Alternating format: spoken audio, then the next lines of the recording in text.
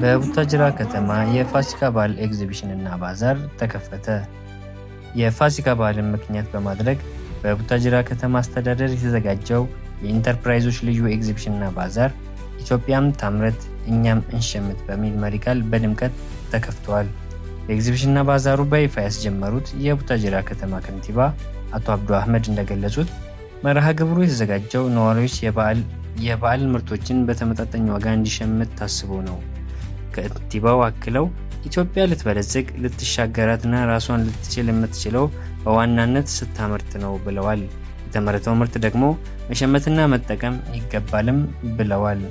ምርቶቹ ከመደበኛ የገበያ ዋጋ በቅናሽ የቀረቡ መሆናቸው ለአምራቹም ሆነ ለሸማቹ ትልቅ ፋይዳ እንዳለው የገለጹት አቶ አብዱ አህመድ አምራችና ሸማች በቀጥታ የሚገናኙባቸው መሰል መድረኮች ተጠናክረው ሊቀጥሉ እንደሚገባም አሳስበዋል። በመጨረሻም ለመላው ክርስትና እምነት ተከታዮች እንኳን አደረሳችሁ መልእክት ምኞታቸውን አስተላልፈዋል።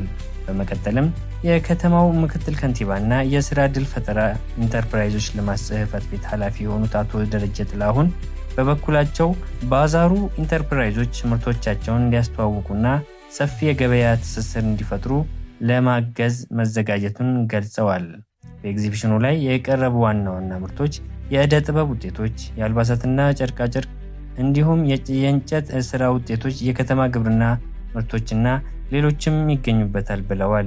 ይህ ልዩ የፋሲካ ኤግዚቢሽንና ባዛር ከመጋቢት 29 እስከ ሚያዝያ 2 ቀን 2018 ዓ.ም ድረስ ለ4 ተከታታይ ቀናት ለጎብኚዎችና ለሸማቾች ክፍት ሆኖ ይቆያልም ብለዋል።